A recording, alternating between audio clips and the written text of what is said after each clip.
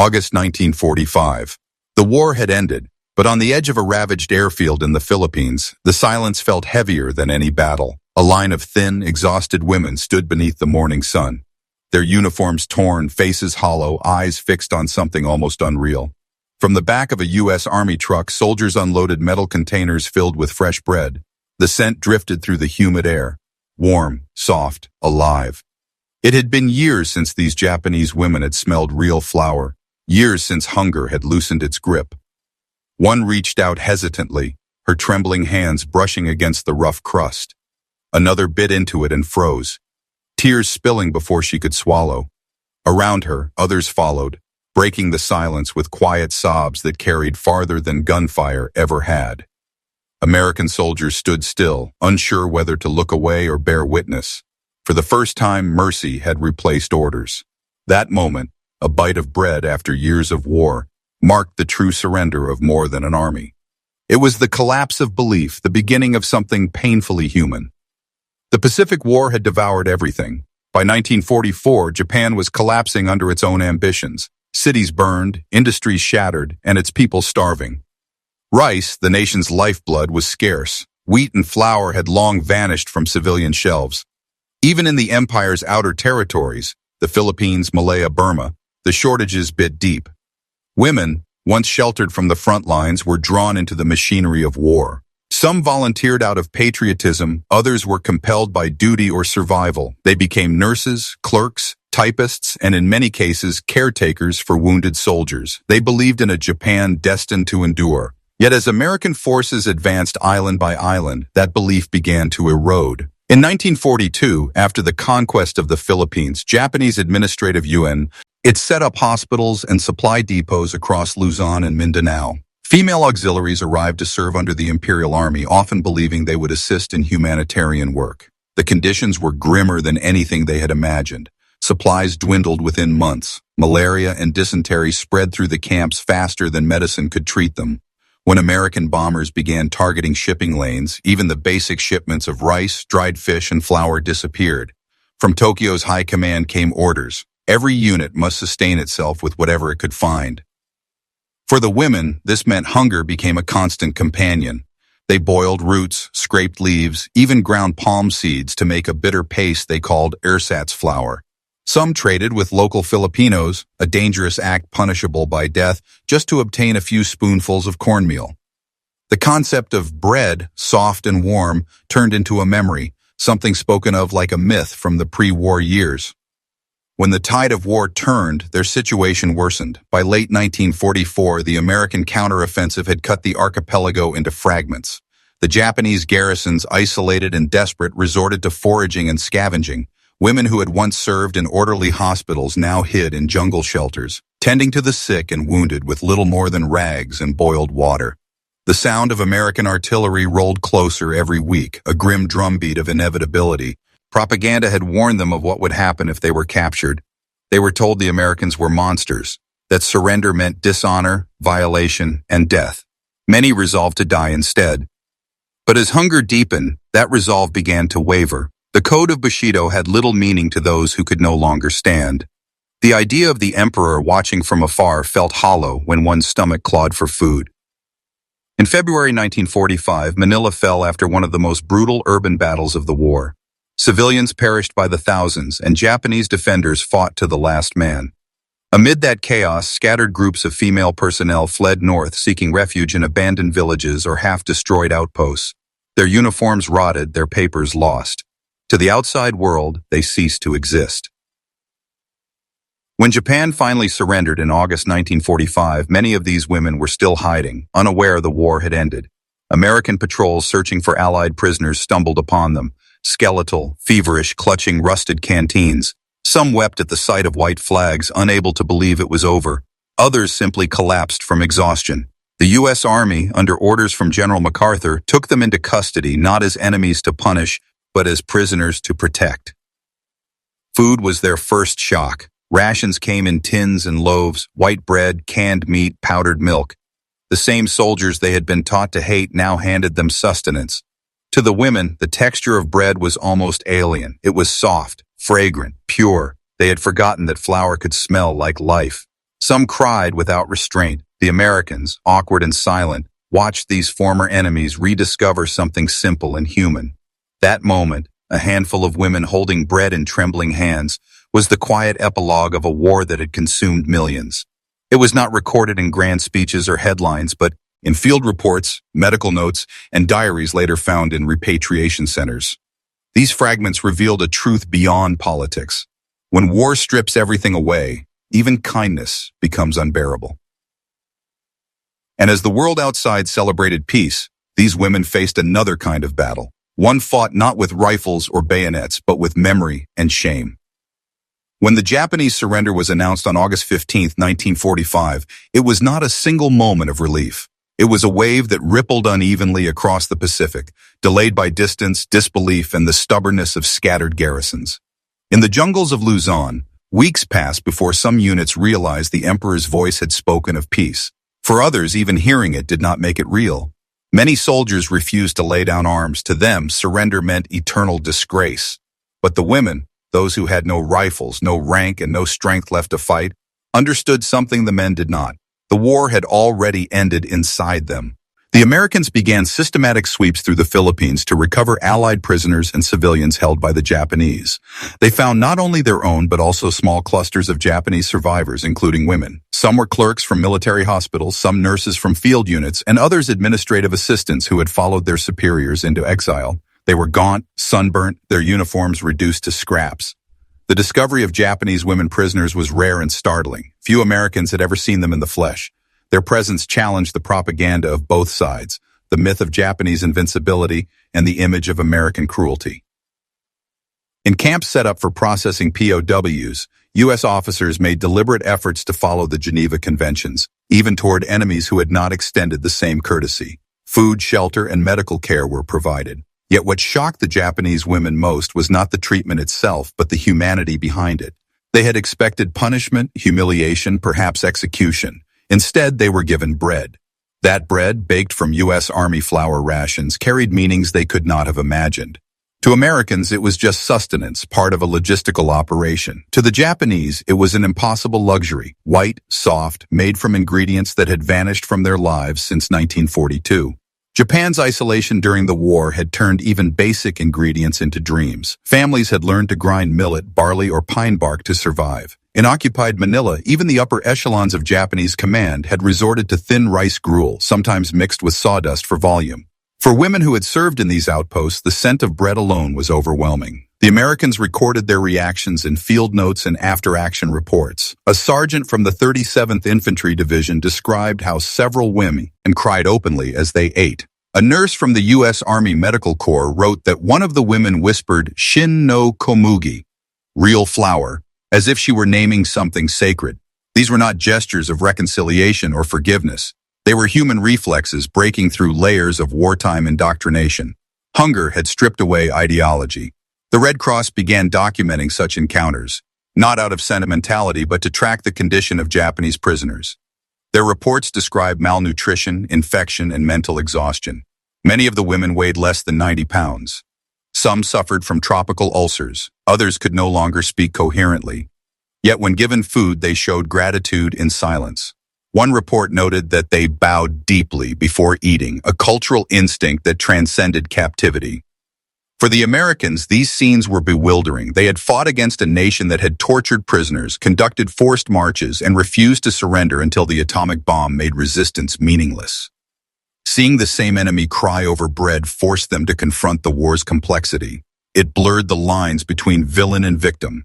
In the weeks that followed, the women were transferred to processing centers in Manila and Leyte, awaiting repatriation to Japan. They were interrogated about their duties, movements, and knowledge of war crimes, though few had been directly involved in combat. Many insisted they had simply followed orders or volunteered to serve as nurses to help the wounded. The Americans, mindful of occupation policy, treated them as both witnesses and symbols, proof that even among enemies, humanity persisted. Yet for the women themselves, survival carried its own burden. They had lived through starvation, surrender, and now mercy, all of which demanded acceptance of defeat. For a people raised to believe death was preferable to dishonor, living had become the hardest task of all. And as the ships prepared to carry them back to a ruined homeland, none could have known that the true battle, the one against silence and shame, was only beginning. War often compresses humanity into categories: soldier and civilian, victor and vanquished, guilty and innocent. But the story of the Japanese women POWs in the Philippines broke those boundaries apart. It was not just a story of hunger or survival. It was a story about the many angles of war that converge in a single moment of human vulnerability. The first and most powerful angle is the human one. These women had lived for years under the illusion of glory, told that serving the emperor was the highest calling. Many had joined military auxiliaries like the Taishan Tai or volunteered for the nursing corps, believing they would tend to the wounded, not endure starvation in a collapsing empire. They had memorized imperial oaths and patriotic songs, their voices echoing in training halls back in Japan, full of conviction and purpose. But when the war machine that had summoned them began to crumble, those oaths turned into whispers of confusio. When they were captured, stripped of rank and power, all that was left was hunger, a hunger that made them realize how little ideology could feed a soul. The tactical angle reveals another layer. The United States military, after the fall of Manila, faced an unprecedented logistical challenge: how to manage thousands of Japanese prisoners, including women. Feeding them required diverting supplies from war-torn territories where Allied survivors still needed aid. Yet despite resentment from some soldiers, U.S. commanders enforced strict adherence to humanitarian standards. Food was measured, distributed, and recorded. Bread, rich with imported flour, was the simplest, fastest nourishment that could be offered. It was efficient, portable, and symbolic, a mark of abundance in contrast to the scarcity that had defined Japanese control. The U.S. Army saw bread as logistics. The women saw it as grace. Then came the cultural angle. In Japanese tradition, the act of eating has always been ritualistic, tied to gratitude and humility. To accept food from an enemy was unthinkable, a violation of dignity. Yet those same beliefs made the women's tears even more profound. They bowed before the bread because in that instant, cultural pride yielded to the deeper truth of existence, life itself. Anthropologists studying post-war Japan would later note how the image of white bread became synonymous with defeat, westernization, and the slow reshaping of Japanese identity. For these women, however, it was not ideology. It was survival. Another angle lies in the psychological battlefield that existed long after guns fell silent. Japanese propaganda had convinced civilians and soldiers alike that capture meant the destruction of one's honor. Women in particular were warned that they would face unspeakable humiliation if taken alive. That fear drove many to suicide during earlier battles, from Saipan to Okinawa. But in the Philippines, surrounded by disease and exhaustion, survival instincts prevailed over ideology. When American soldiers handed them food instead of bullets, it shattered years of conditioning. The bread became more than nourishment. It was the first proof that the war had lied to them. One survivor later recalled that she could no longer tell which side was righteous after that day. There was also a moral angle seen through the actions of both sides. To the Americans, offering food was not a grand gesture of compassion, but a procedural duty, part of a system that demanded ethical conduct even toward enemies. Yet in the field, where the smell of rot and gunpowder still lingered, that duty became a quiet form of redemption.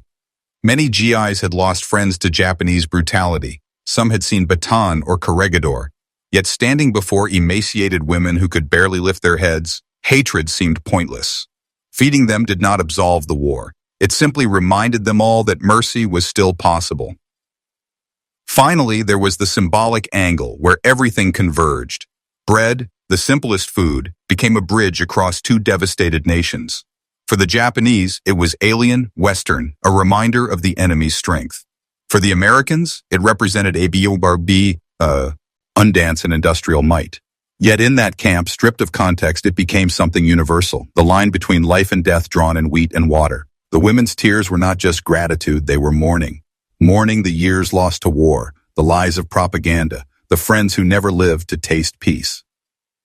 Every angle intersected in that fragile scene: human, tactical, cultural, psychological, moral, symbolic. The story could not be told through any one of them alone. Together they revealed that the truest stories of war are not written in victories or defeats, but in small, silent acts that outlive both. As the camp settled into uneasy routine, the women began to recover, physically if not spiritually. Some helped American nurses treat other prisoners. Others spent hours sitting in the sun holding their loaves of bread as if afraid they might vanish. The U.S. soldiers, watching from a distance, learned a quiet lesson too, that compassion could exist even in the ruins of vengeance. And beneath that shared silence, both sides sensed something unspoken, that perhaps this was how wars truly ended, not with treaties or parades, but with enemies sharing food in the dust of everything they had destroyed. When the war ended, the official lines of victory and defeat were clear, but the invisible lines that divided the human heart were harder to erase. In those Philippine camps, under makeshift tents and rusting corrugated roofs, the Japanese women who once believed themselves servants of an eternal empire began to face the silent collapse of everything they had been taught.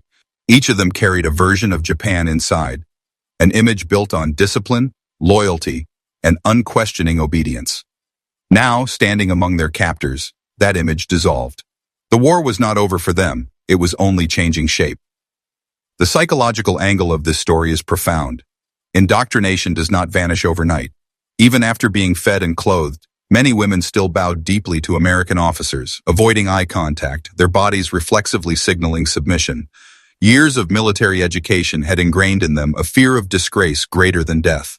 When they saw American men smile or offer cigarettes, it produced confusion, even panic. For years, they had seen these same men depicted as monsters in wartime posters. Now those monsters spoke softly, offered blankets, and treated them for malaria. The mind struggled to reconcile this reality with the one crafted by propaganda. For some, the realization brought immense guilt, as though recognizing kindness in the enemy betrayed the dead. From the moral angle, the Americans themselves faced an unexpected reckoning. They had fought an enemy that had brutalized POWs, executed nurses, and committed atrocities across Asia. Compassion was not easy. For soldiers who had survived Bataan, the sight of Japanese prisoners, even women, stirred deep resentment. But the war's end brought new orders. The United States had to win not just battles, but peace. General MacArthur's directive emphasized restraint, discipline, and moral superiority. Every loaf of bread, every medical ration became part of a quiet campaign to demonstrate that democracy carried mercy where militarism had shown cruelty. Feeding these women was not merely an act of charity, it was a statement of civilization over savagery. Yet from the gender angle, another dimension emerged. One history would almost erase. In a war largely defined by men, the suffering of women was rarely recorded in official documents. These Japanese prisoners occupied a paradoxical position. They were both perpetrators' compatriots and victims of their own nation's militarism. Most had served without weapons, yet they bore the stigma of the imperial flag. When they returned to Japan months later, they were not greeted as survivors, but shunned as disgraced. Some never spoke of their captivity again. Their stories surfaced only through Red Cross transcripts, occupation reports, and rare memoirs decades later. For the American nurses and female auxiliaries who encountered them, these moments carried an unspoken sisterhood. A U.S. Army nurse named Evelyn Hughes, stationed near San Fernando, later wrote in her journal that they looked like our own girls, thin, frightened, just wanting to go home. That empathy crossed oceans of difference. In the shared language of womanhood, uniforms meant little. The Japanese nurses, once proud symbols of imperial service, were now frail silhouettes against the backdrop of victory. The American women, trained to see them as the enemy, suddenly recognized themselves reflected in the eyes of their captives. Both had lived through a war built by men's decisions. Both had buried friends. Both had spent nights listening to the sound of distant artillery and wondering if it would ever end. The historical angle offers another layer. For decades after 1945, Japan spoke little about its women POWs. The official narrative emphasized male soldiers' valor or sacrifice, avoiding any discussion of female captivity, which was seen as a moral stain. In contrast, Allied accounts often focused on their own suffering at the hands of the Japanese. Thus, the story of those who wept over bread slipped into the margins of history, too uncomfortable for both sides to claim. Only in scattered archives and interviews from the 1970s did glimpses reappear. Fragments of testimony describing white bread like snow and the smell of home, even though it was the enemy's food, and the first time I felt alive again. There is also a spiritual angle, though rarely spoken aloud. War had severed their faith in everything, and the emperor, the state, the righteousness of conquest. Yet, in that moment of nourishment, some found a strange renewal. One nurse wrote later that the bread tasted like forgiveness. For her, the act of eating what the enemy had made became a form of surrender deeper than any signed document. It was an acceptance that survival was not dishonor, that living could also be a form of courage. Each of these angles, psychological, moral, gendered, historical, spiritual, forms a prism through which the scene gains meaning. To the Americans, they were closing a campaign. To the women, they were confronting the collapse of a world. Between them lay something unrecorded by treaties, the fragile rediscovery of compassion. As the camp lights flickered at night and the sound of crickets filled the humid air, both sides remained haunted by what had passed. The Japanese women lay awake, the taste of bread still on their tongues, unable to decide whether it was comfort or punishment. The Americans, guarding them from a distance, wondered if kindness could ever balance what war had taken. And in that stillness, one truth lingered, that sometimes the smallest gestures become the deepest reckonings. The moment of surrender in the Philippines was not a single act but a slow unraveling, stretched across jungles, caves, and ruined towns. By early September 1945, American patrols were still combing through the interior regions of Luzon, searching for stragglers who refused to believe the war was over.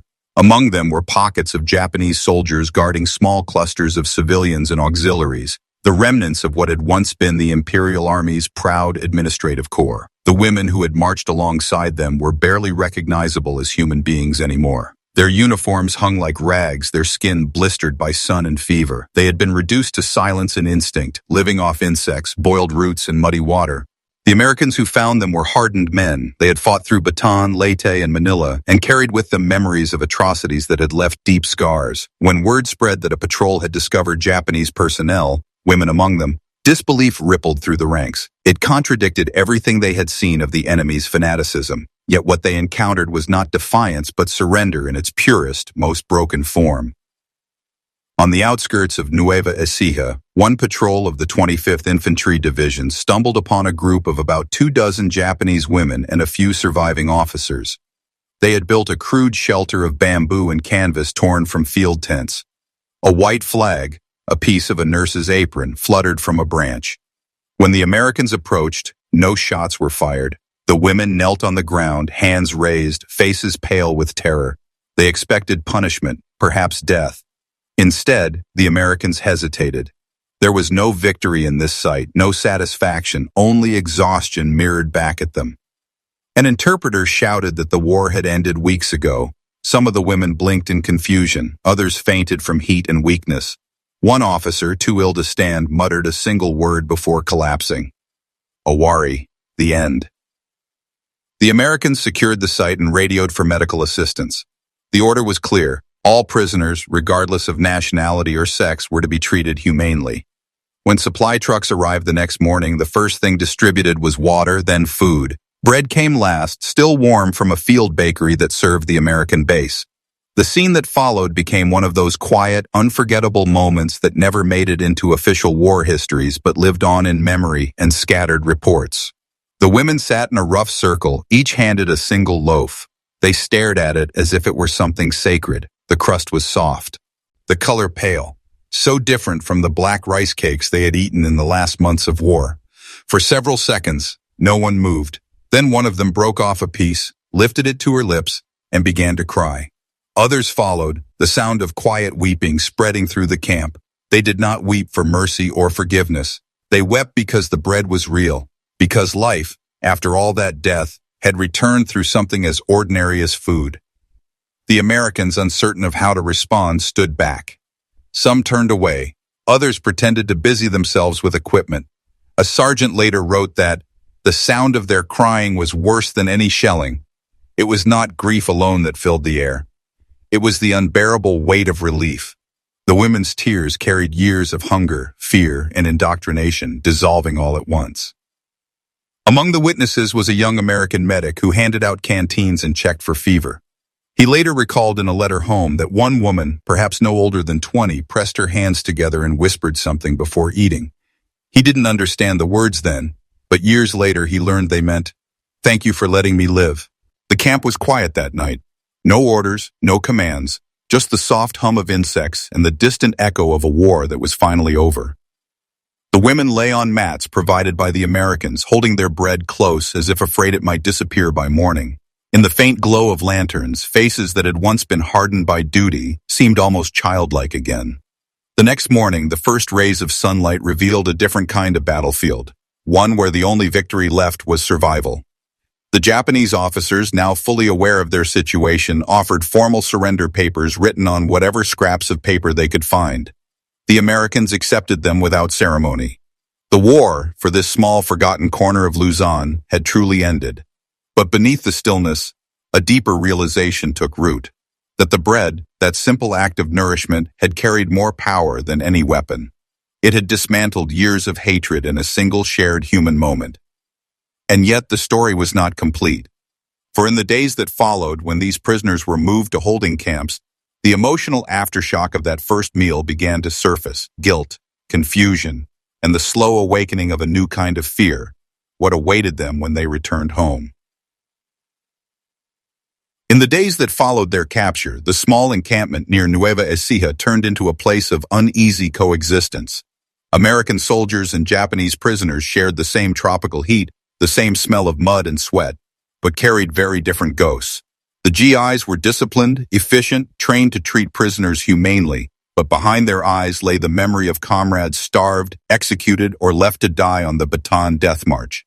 To feed the very people who had served that same empire demanded a restraint that few men in war could summon. And yet, they did.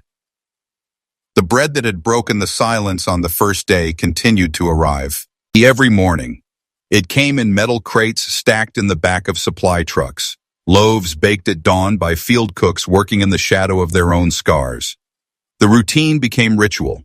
Each Japanese woman received her portion with both hands, bowing slightly, whispering words the soldiers did not understand. Some offered small tokens in return: a button, a strip of cloth, a handkerchief washed clean and folded neatly, not as payment, but as acknowledgement of dignity. The Americans never refused. They learned to accept the gestures quietly, with the same solemnity with which they offered food.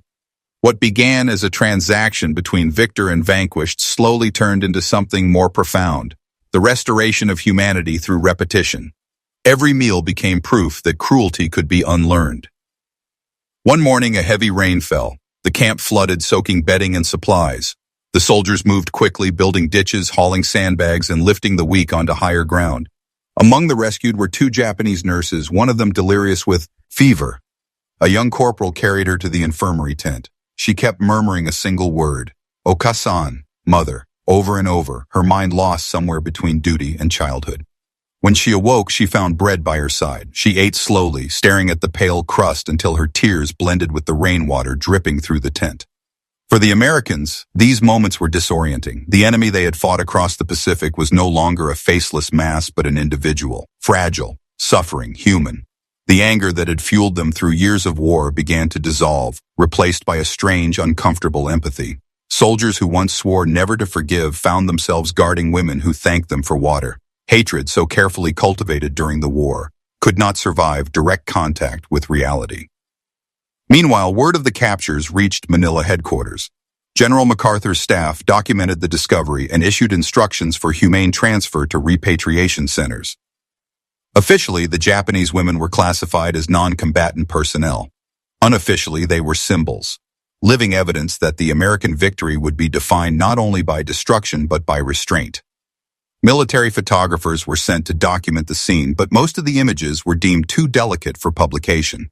The sight of Japanese women prisoners, frail, humbled, yet treated kindly, did not fit the triumphant narrative of occupation.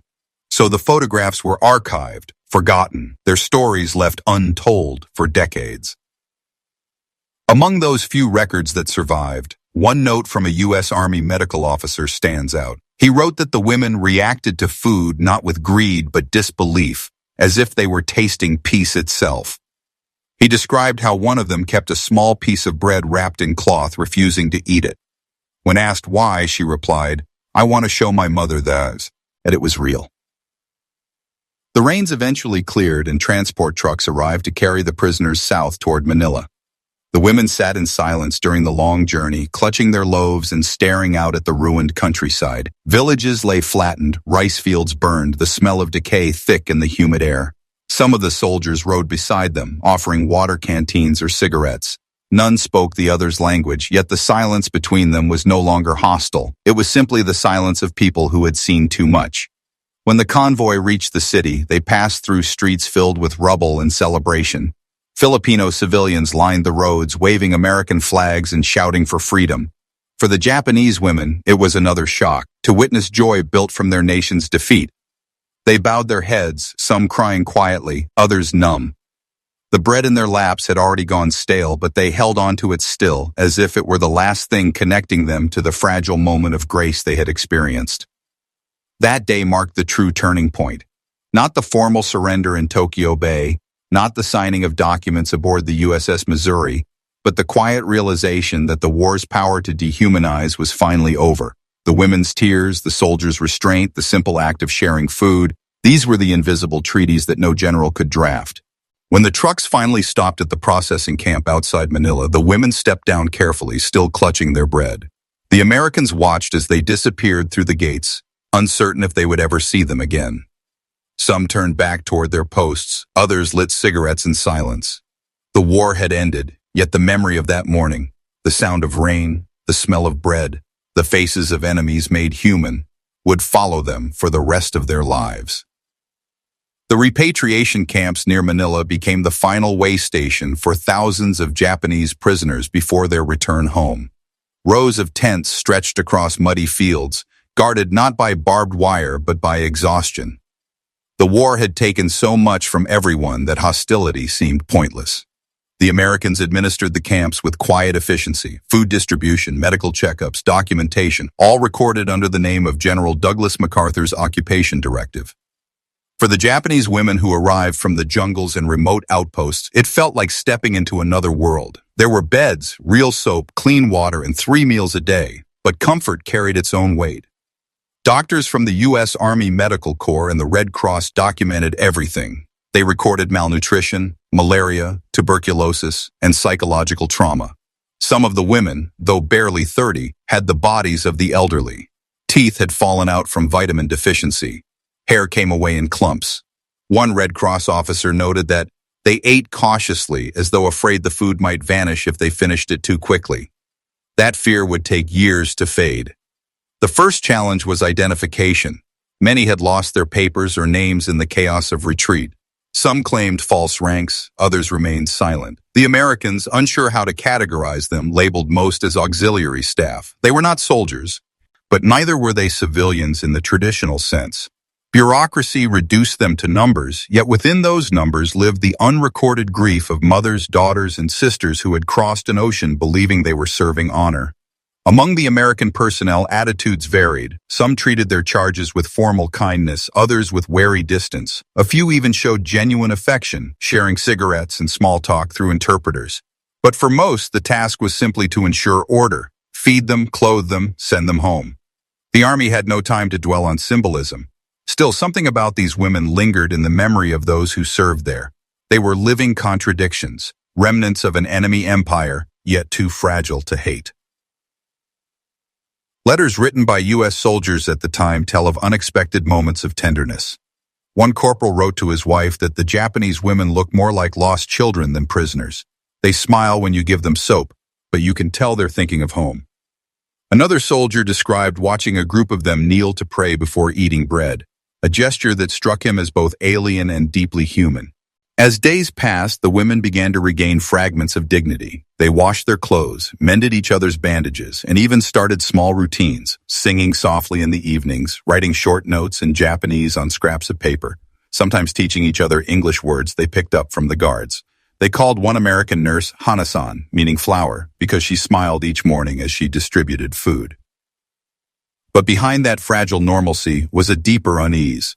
None of them knew what awaited in Japan. Rumors spread that those captured abroad would be branded as traitors, that women POWs would be shamed, that no man would marry them.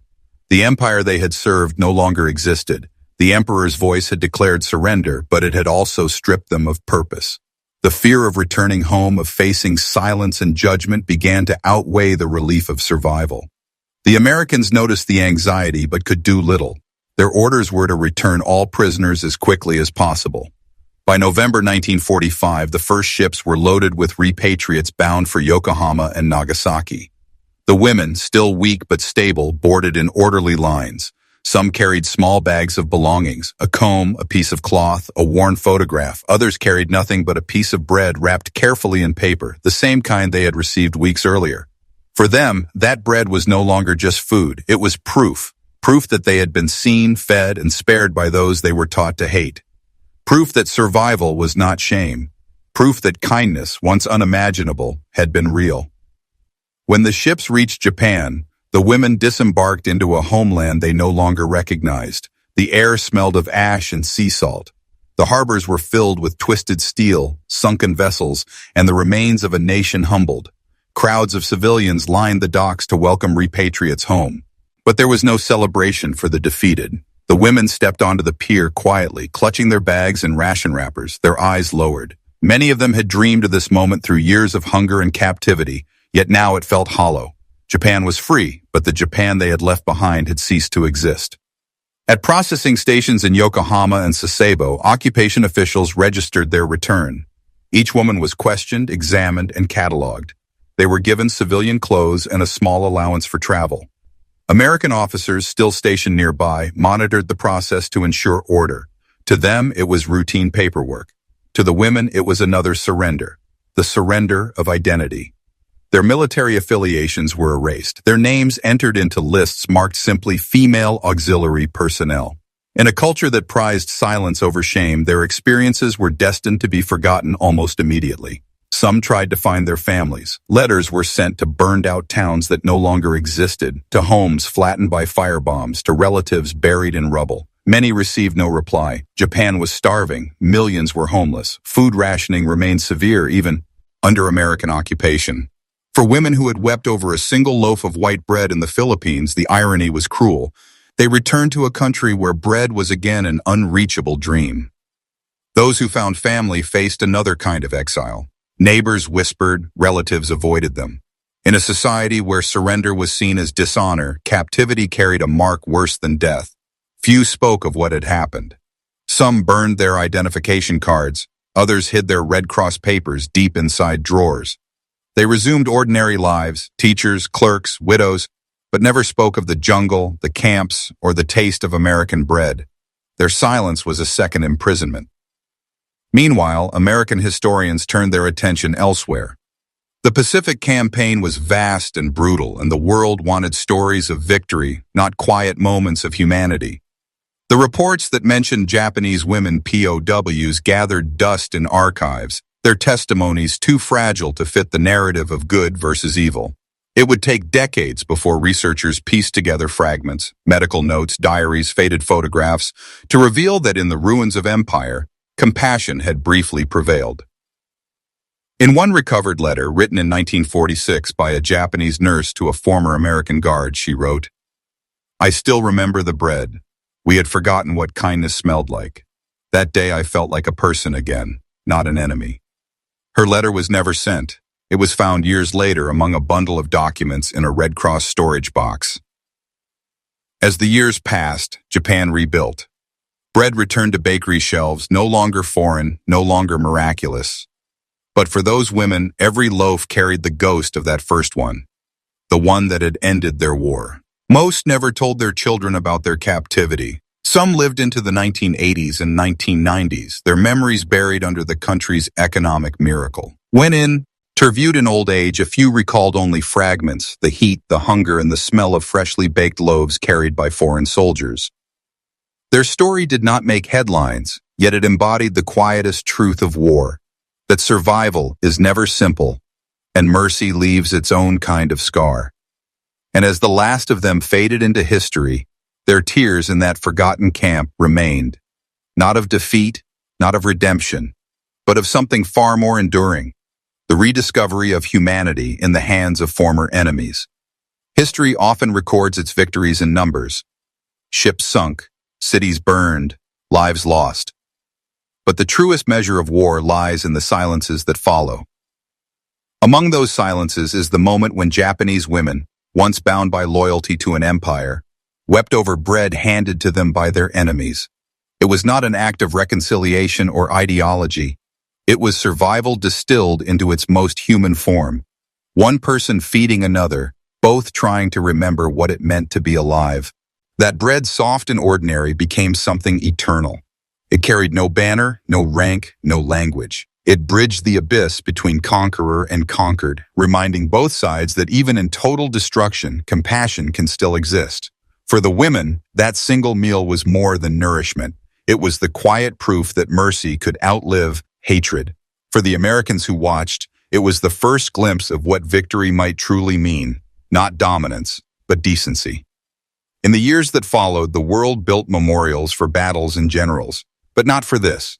No plaque marks the place where hunger ended in tears, where bread replaced bullets, where the war truly ended for a few forgotten souls in the Philippines.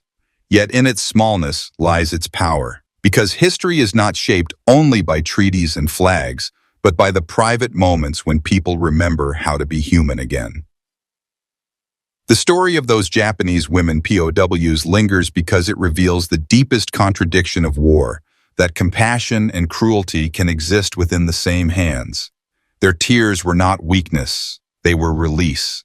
The empire had fallen, the myths had shattered, but through a single act of kindness, something greater had been restored.